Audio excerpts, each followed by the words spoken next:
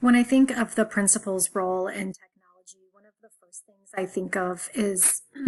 as a building administrator, really making sure that you're modeling what it means to be a lifelong learner and what it means to explore new technology. I think one of the big things for administrators to think about is just that idea of showing what it means to be a continual learner, showing flexibility, because with technology, you always have to be flexible, and that just showing that ability or the capacity to be able to change, especially with technology because it changes every day. As an administrator, you really need to be able to show that you do have that capacity to change and learn about new technology regularly. As a building administrator, I really see my number one role is to create that vision for the use of technology in our building that follows along with district vision as well. Again, to model it, but as well as create structures and procedures in our school day that really support technology integration. Providing PD, so time for, I guess, understanding my learners, my staff, knowing where they're at in regards to technology and technology use in the classroom to enhance instruction, providing meaningful and intentional PD, providing time for collaboration, time for reflection for staff, as far as technology integration into the classroom. Making sure I'm knowledgeable myself as far as technology standards and how technology is being used in the classroom, making sure that it is truly being used to enhance instruction.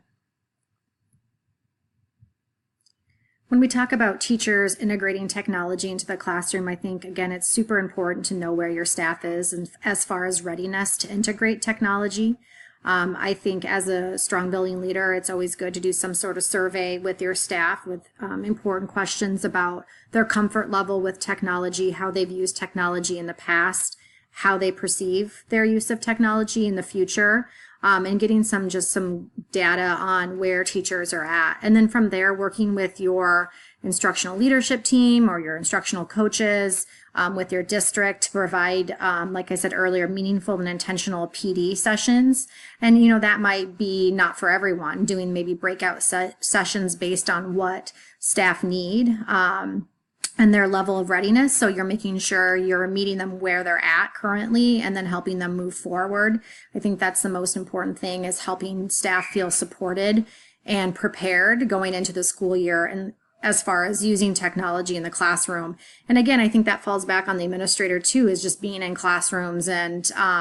engaging with staff and students, seeing how technology is being used in the classrooms to make sure that the way in which it is being integrated is all, again, going back to that vision that you set for your staff and students and stakeholders at the beginning of the school year.